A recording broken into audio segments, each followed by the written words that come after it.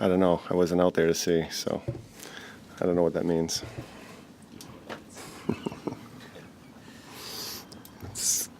Every day it's getting better and better. So.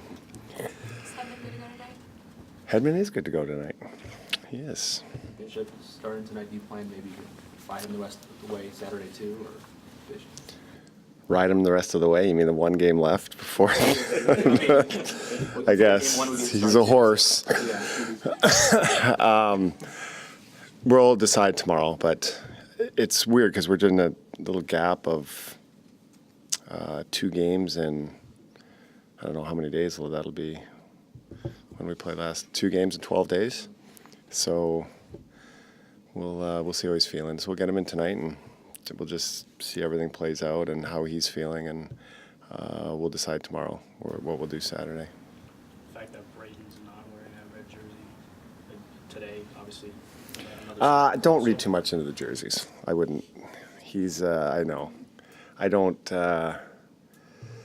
it would be a gift if he would be ready for game 1. That would be a nice gift. If we could get everybody back for game 1, which we won't, but if we could, that'd be sweet. But we'll be close. We'll be close in that regard to who's going to be back. But if Coburn's a gift, then what would Schuster and Killorn be then? Maybe a little less of a... I would say Schuster and Killorn are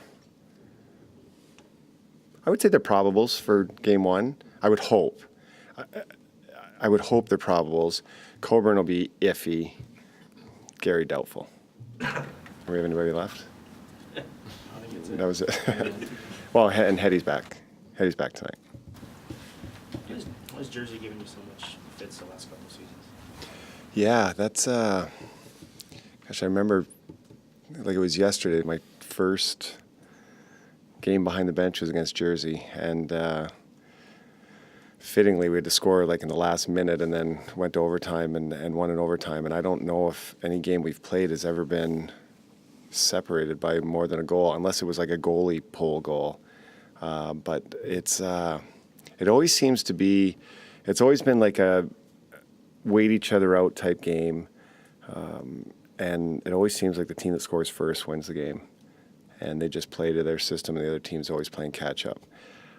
We haven't played these guys in a while, so it's different. Their team's changed a little bit, and so is ours.